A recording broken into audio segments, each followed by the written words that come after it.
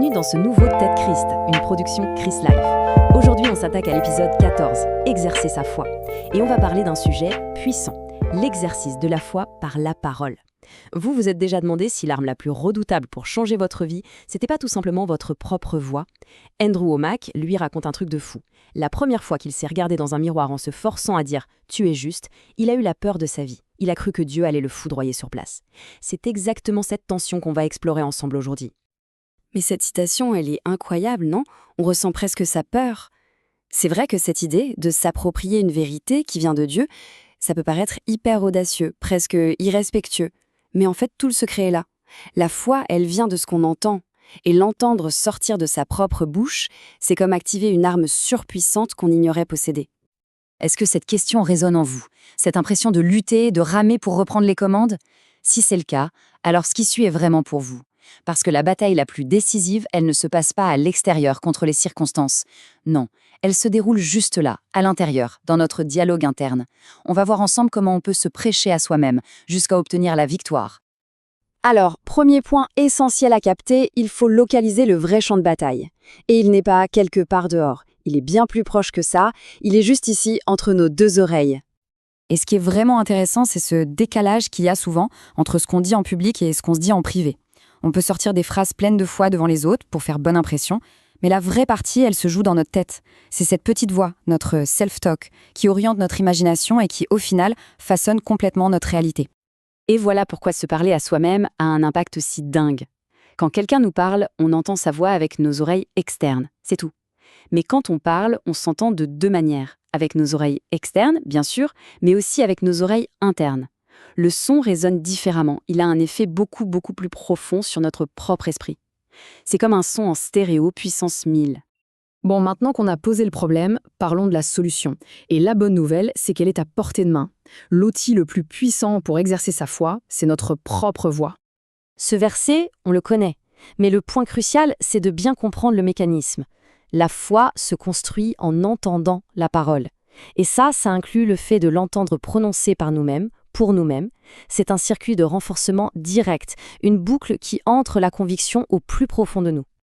Attention, là on aborde un changement de perspective qui peut tout changer. C'est basé sur ce que Jésus enseigne dans Marc, au chapitre 11. L'idée, ce n'est plus seulement de parler à Dieu de notre problème, mais de s'adresser directement au problème lui-même. Regardez la différence, elle est énorme. D'un côté, on décrit la situation à Dieu, en espérant qu'il intervienne. De l'autre, on prend l'autorité qu'on a reçue et on donne un ordre. C'est une posture complètement différente. Jésus n'a pas dit « priez pour que Dieu veuille bien déplacer la montagne ». Il a dit « parlez à cette montagne ». Le texte est hyper clair, et l'accent est mis sur l'action de « dire ». Il ne s'agit pas juste de penser fort ou d'espérer, il s'agit de déclarer, de commander, de verbaliser.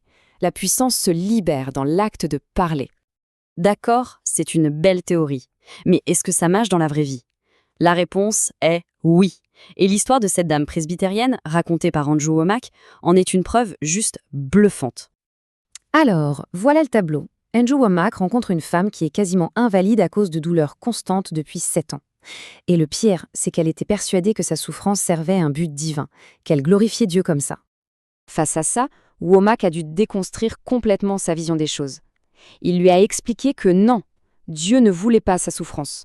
Il lui a expliqué que la guérison était déjà acquise et que maintenant, c'est à elle d'utiliser son autorité pour la manifester. Et là, c'est fascinant. Dans un premier temps, elle a fait une prière classique. Elle a remercié Dieu, proclamé sa bonté, mais la douleur, elle, n'a pas bougé. C'est seulement quand elle a appliqué l'instruction de Marc 11, quand elle s'est adressée directement à sa douleur et qu'elle lui a dit « piqûre, arrête », que le résultat a été immédiat. La douleur est partie. Instantanément. Et ce n'est pas juste une victoire d'un jour.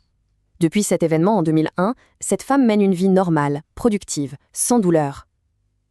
Andrew Wommack raconte que chaque fois que des symptômes ont essayé de revenir, elle a simplement refait la même chose. Elle a utilisé son autorité, elle leur a ordonné de partir, et ils sont partis. Alors, la question, c'est comment on met ça en pratique dans nos vies? Comment on passe de l'histoire de cette femme à notre propre réalité? Eh bien, on va passer de la preuve à l'application, avec un défi très concret. L'exercice est simple, mais je vous préviens, il peut être déstabilisant au début. Le but, c'est de se confronter à soi-même et de remplacer de force le dialogue interne négatif par la vérité de la parole de Dieu prononcée par notre propre voix. C'est un vrai reformatage. Et pour commencer, voici quelques munitions, des déclarations basées sur des vérités bibliques. Dites-le à voix haute. Je suis juste, je suis capable, j'ai la pensée de Christ, je suis la tête et non la queue. Par ces meurtrissures, j'ai été guéri. Le but, c'est de les entendre encore et encore jusqu'à ce qu'elles descendent de la tête au cœur. Et voilà l'objectif final. Le but du jeu, c'est de passer de la simple connaissance intellectuelle, du « je sais que la Bible dit ça », à une conviction profonde, viscérale. Et d'après Andrew Wommack, le chemin le plus direct pour y arriver, il passe par le canal de nos propres oreilles. Si cette question vous parle, si vous voulez vraiment savoir comment aligner ce que vous croyez dans votre tête avec ce que vous voyez dans votre vie, alors le livre « La puissance de l'imagination » d'Andrew Wommack est la clé. Il y explique comment notre imagination est en fait le pont qui relie la promesse spirituelle à la manifestation physique. Et c'est ma prière pour chacun d'entre nous, que le Seigneur nous aide à exploiter le plein potentiel de notre imagination, non pas pour rêver, mais pour vivre concrètement nos exaucements. On se retrouve très vite pour la suite de notre parcours. Le prochain thème sera « Premier pas ». En attendant, pour soutenir le développement de la jeunesse dans sa foi, n'hésitez pas à vous abonner, à liker, à commenter et à partager. Ça fait une énorme différence. Pensez aussi à activer la cloche de notification pour ne rien manquer des prochaines vidéos. À très bientôt!